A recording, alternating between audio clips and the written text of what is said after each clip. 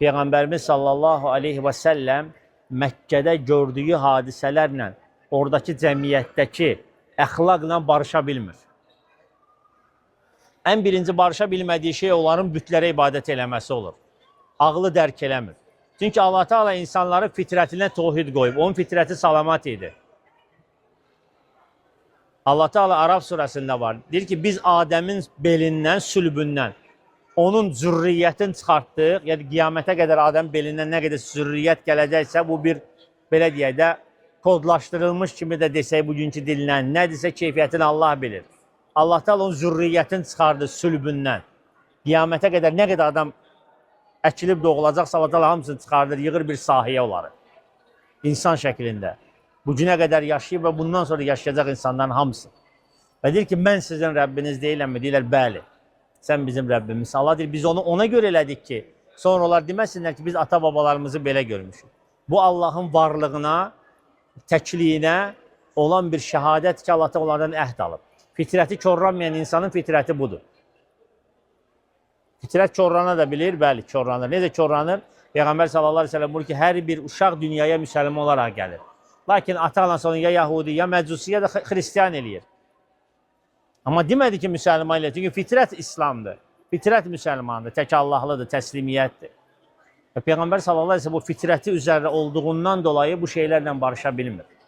Və güclünün zəifin əzməyi ilə barışa bilmir. Sələm mübadiləsi ilə barışa bilmir. Qız uşaqlarının diri-diri bastırılması ilə barışa bilmir. İnsanların, qadınların əzilməsi ilə barışa bilmir. Cürbəcür saxta yollarla, nicah qanunları ilə barışa bilmir. Qumarla barışa bilmir. Təkəbbürlü ilə barışa bilmir. Və ona görə neyiniyir? Cəmiyyətdən üst çevirir. Üst çevirir, hara gedir? Hara getsə həmin cəmiyyətdir, həmin insanlardır. Hara gedir? Çıxır Hira dağına, girir mağaraya. Başlayır oturmağa orada. Oturub neyinir? Allahla vəhiyi yox, əlaqəsi yox, bir şeyi yox, sıradan bir insandır. Gedir oturur dağda. Niyə oturur orada? Təkli istəyir, sakitlik istəyir, bu iyrəncliyi görmək istəmir. Gedir oturur o dağın içində mağarada, başlayır düşünməyə. Bu niyə görə belədir? Bunun həlli yolu nədir? Bu əslində belə olmalı deyil. Gedir oturur, fikirləşir, sonra durur, gəlir. Düz bir ay. Bir ay gedir mağarada oturur, gəlir. Özə mağaranın yolun görəsi çətindir, asan deyil, dağın təpəsindədir. Hələm-hələm adamlar oraya çıxa bilmirlər. Bu ünvanla Peyğəmbərimiz sallallahu aleyhi ve sellem bir ay gedir, oturur, gəlir. Artıq evdə zövcəsi də bilir ki, bunun dərdi nədir? Barışa bilmir cəmiyyətlə. Və bir dəfə mağaranın içində oturduğu bir vaxt, bu zaman bir insan girir. İnsan formasında birisi girir içəri. Və bu da kim olur? Cəbrail aleyhissalam. Və girir içəri. Peyğəmbər sallallahu aleyhi ve sellem qorxur, üşənir. Və səsi də heybətlidir. Və gəlir, Peyğəmbərimiz sallallahu aleyhi ve sellem deyir ki, oxu. Peyğəmbərimiz sallallahu aleyhi ve sellem nə? Ummi olur. Oxumağı, yazmağı bilməyən birisi olur. Bədəvilər, ərəblər o zamanda hamısı eləyir. Sadəcə onlarda istedad nə idi? Sinədən qəzəl demək, şeir demək. Bəlağət, danışıq. Amma oxumağı, yazmağı bilmirdilər. Deyir ki, ey Muhammed, oxu. Deyir ki, mən oxumağı bilmirəm axı. Qorxa-qorxa deyir, mən oxumağı bilmirəm axı. Cəbrail aleyhissalam gəlir, tutur Peyğəmbərimiz sallallahu aleyhi ve sellemi sıxır. Az qalan nəfəsi kəsilənə yaxın buraxır. Tam taqətsiz bir halda. Deyir ki, ey Muhammed, oxu. Deyir ki, mən oxumağı bilmirəm axı. Təzdən tutur, sıxır. Sıxır, yenə nəfəsi kəsilənə qədər sıxır. Sonra buraxır, deyir, oxu. Üçüncüdə buraxır Peyğəmbər sallallahu aleyhi ve sellem tam taqətsiz qalır yerdə. Deyir, iqra, bismi rabbikəlləzi xalaq, xalaqal insənə min alaq. Və həmin o Ələq surəsində ilk 5 ayəsi nazil eləyir. Və sonra çıxır gedir. Və Peyğəmbər sallallahu aleyhi ve sellem qalır yerdə, tam taqətsiz bir vəziyyətdə. Və qalır və başlayır bu ayətləri özündə təkrarlamağa. Bu Ələq surəsinin 5 ayəsini özündə təkrarlamağa. Artıq çünki əmr olundu və bu şəkildə, yəni ki, onu məcburən sıxılaraq əmr olundu ki, sən oxumalısan. Və o da artıq başqa bir seçim yolu qalmadı, başladı oxumağa, gördü oxuya bilir. Oxudu artıq, təkrarlaya bilir. Başlayır təkrarlamağa, başlayır bunu oxumağa özü üçün. Və bir müddət özünə gəldikdən sonra çıxır yola düzəlir, çox təşvişli bir halda başlayır getməyə. Başlayır getməyə, bu zaman səmadan yenə səs gəlir. İqra, oxu əmri. Peyğəmbər sallallahu aleyhi ve sellem deyir ki, başımı qaldırdım səmaya və hara baxdımsa, gördüm ki, Cəbrail aleyhissalam gəlib 600 min qanadı ilə. 600 min qanadı ilə bütün üfüqü tutmuşdu. Üfüqü tutmaq bilirsiniz nə deməkdir? Hara baxırdımsa deyir Cəbraili görürdüm. Hara baxırdım Cəbraili görürdüm. Və Peyğəmbər sallallahu aleyhi ve sellem gəlir,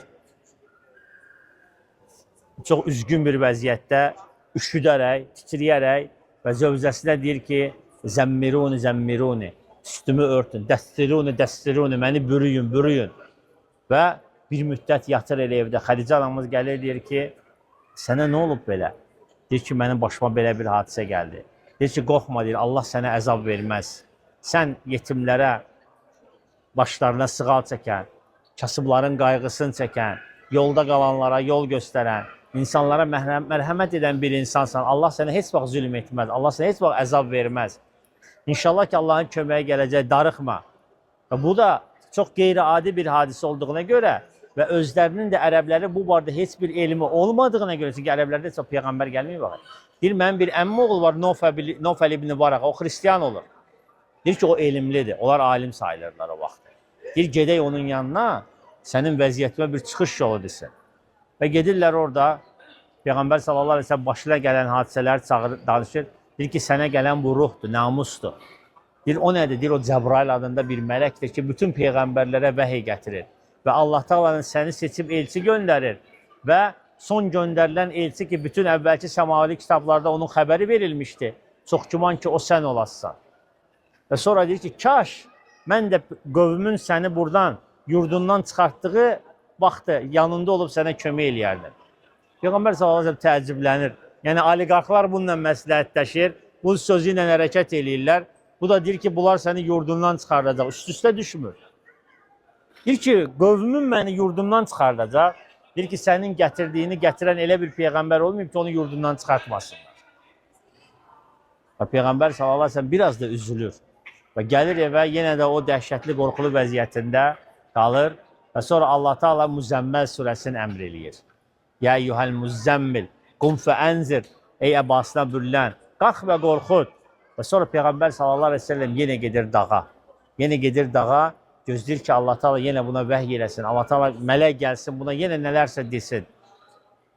Və mağaradan qaydanda bir gördüm səs gəlir. Çağırırlar məni.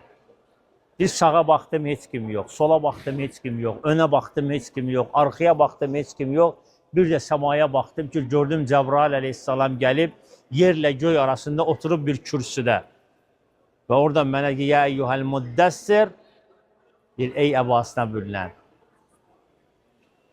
Get, insanları qorxud. Get, insanları qorxud. Müddəssir də, müzzəmmil də əbasına və yaxud da ətəyinə bürlən kimi mənaları ifadə eləyir. Və ondan sonra artıq Peyğəmbərə risalət verilir. Birincidə alimlər deyirlər ki, Aləq surəsi ilə nübuvvat verilir, Peyğəmbərlik verilir. Risaləti təbliğ eləməklə ki, müddəssir, müzzəmmil surələri gəlir. Onunla isə Allah Teala artıq ona nəyi verir? Risaləti, rasulluq eləyir onu. Artıq əmr eləyir ki, ged insanları qorxud. Sonra altı ayənlər ki, ged əşiratını, qohumlarını, əqrabanı, ən yaxın insanlarını qorxud. O zaman Peyğəmbər sallallahu aleyhi ve sellem hələ bu barədə heç kimə heç də deməmişdilər. Və gəlir, çıxır Safa dağının üzərinə və insanları yığır, çağırır. Ey filan qəbilə, ey filan qəbilə, ey filan qəbilə, bəni fulən, bəni fulən, gəlin topalaşın bura. Hamısı gəlirlər, yığışırlar və Peyğəmbər sallallahu aleyhi ve sellem deyir ki, əgər mən sizə desəm ki, bu dağın arxasında bir ordu gəlir, sizinlə vuruşmağa inanarsınız, deyirlər ki, xeyr, sən heç vaxt bizə yalan danışmamısan. Amma sual qeyri-adi bir sualdır, real sual deyil. Niyə görə? Çünki bunlara qoşun gələ bilməz bunlarla vuruşmağa. Bunların bir toxunulmazlığı var. Az öncə Əbu Rəhəb fillərlə, dünyanın ən böyük ordusu ilə, ən qorxulu ordusu ilə gəlmişdi fillərlə. Kəbəni uçurtmağa və oradakı malı dövləti, qəniməti götürüb apartmağa və Allah Teala onların başına balaca quşlarla dəstə göndərdi və o quşlar ayaqlarında daşdığı noxud boyda daşlarla filləri yerlə yeksan elədi. Ondan sonra ora oldu toxunulmaz bir bölgə. Ona görə orada yaşayan insanlara Qureyş adı verildi. Qureyşlər dedilər bunlar. Niyə görə? Qureyş qırç sözündən götürülüb. Akula deməkdir. Bizə köpək balığı. Köpək balığı elə bir balıqdır ki, bütün balıqları yiyir, heç bir balıq onu yeyə bilmir. Ona görə o qəbiləyə Qureyş adı verildi ki, bunlar hamı ilə müharibə eləyə bilsə də, eləsələr də heç kəs bunlarla vuruşa bilməz. Çünki bunlar toxunulmazdır. Niyə görə? Məkkə sakinləridir. Məkkiyə görə. Və deyir ki, mən sizə desəm ordu gəlir inanarsa, deyir sən desin inanarıq. Təsəvvür eləyin. Deyir, yaxşı, elə isə mən Allahın Rasuluyam. Allah Teala sizə əmr eləyir ki, tək ona ibadət eləyəsiniz. Ondan başqa ibadətə haqqı olan məbud yoxdur və mən də onun Rasuluyam. Və artıq o vaxtdan insanlar onu təksib eləməyə başladılar. İlk olaraq öz əmsi Əbu Ləhəb və onun zövcəsi hətta alay elədilər. Peyğəmbər sallallahu əleyhi və səlləm məsxəriyə qoydular. Və sonra böyük əziyyətlər, işgəncələr verdilər ona. Bax, bayaq dediklərim ona görə idi ki, insan o cürünə əmin tanındığı halına baxmayaraq, risaləti gətirəndə neylərlə onu təksib elədilər. Sonra başladılar onu sehirbaz deməyə, məcnun deməyə, dəli deməyə, şair deməyə, əsatiril əvvəlin əvvəlki yazılanları tapıb oğurlayıb, sonra insanlara saxta yolla təbliğ eləmiş kimi onu qələmə verməyə çağırdılar. Hansı ki, cavan yaşında hər şey onunla razılaşırdılar. Xədicə kimi anamız özü ona evlənməyi təklif eləmişdi. Hər bir bahalı əmanətlərin, qiymətli əşyaların gəlib ona əmanət edirlər bir yerə gedəndə.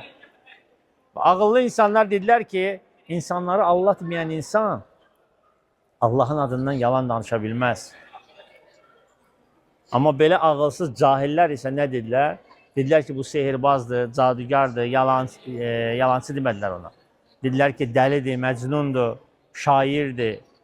Lakin Allah Teala Quran-ı həmişə onu təmizə çıxardır. Və onlar nə adlar qoşur, Allah Teala hamısından onu təmizləyir. Bir olasa dəli dedi, məcnun dedi, şair dedi və s. və s. Allah Teala dedi, onlar dedi, əvvəlkiləri danışır, hamısından onu bəraət verir. Təmizləyir, onun qəlbindən təskinliyi verir. Yəni, deyirsə, bunlarla özünü narahat edin, sən risalətini təbliğ elə yine. Və Peyğəmbər sallallahu əleyhi və səlləm belə təbliğ eləyir. Sonra çətin mərhələlər keçirilir. Bir müddətdən sonra Xədicə anamız dünyasını dəyişir. Sonra Abu Talib, hansı ki ona himayədar duran Məkkənin ali insanlarından idi, o dünyasını dəyişir. Sonra onu blokadiya alırlar, onu boykot eləyirlər və onun ətrafında olan insanları boykot eləyirlər. Peyğəmbər sallallahu əleyhi və səlləm üst tutur Taifə, Taifdə onu daşqalaq eləyirlər. Gəlir, yenə ümidin üzmür ki, kimisə axır dəvət eləmədə bunlar icabət eləmir, kimsə bu yola dəvət eləməlidir. Ondan sonra Mədinə cəmaatının Yəsrib əhlin, onları Aqaba böyük, Aqaba kiçik görüşləri olur, onlarla Aqaba deyilən yerdə Aqaba görüşləri olur və onları dəvəti onlar qəbul eləyirlər.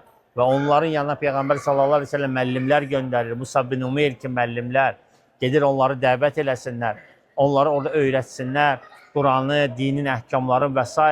Və sonra onlar İslamı qəbul eləyir. Peyğəmbər sallallahu əleyhi və səlləm dəvət eləyirlər. Peyğəmbər sallallahu əleyhi və səlləm buradan hicrət eləyir, çıxır. Buradan çıxanda Peyğəmbər sallallahu əleyhi və səlləm həyatında başına gələn ən ağır hadisələrdən də biri Məkkəni tərk eləmək idi. Və çıxanda üzün çevirir Məkkiyə. Üzün çevirir, deyir ki, ey Məkkə, Allaha and olsun, mən bilirəm ki, sən yer üzündə Allaha ən sevimli olan bir torpaqsan. Lakin sənin qövmün məni buradan çıxartmasıydı, mən heç vaxt buradan çıxmazdım. Və Peyğəmbər sallallahu əleyhi və səlləm çox qəmgin halda çıxır gedir. Sual yaransa ki, niyə görə bura gəlmədi sonra? Çünki Mədinəlilərə əhd vermişdi. O əhdi qorumaq üçün Məkkə fəth olunandan sonra belə orada qaldı. Həmçinin Allah Teala Məkkəni Peyğəmbərimiz sallallahu əleyhi və səlləmə döyüşsüz, savaşsız, toy bayramla fəthin nəsib elədi. İnnə fətəhnəkə fəthən mubinə, biz sənə böyük bir fəthi bəxş eləyəcəyik. Və eləcə də verdi onu.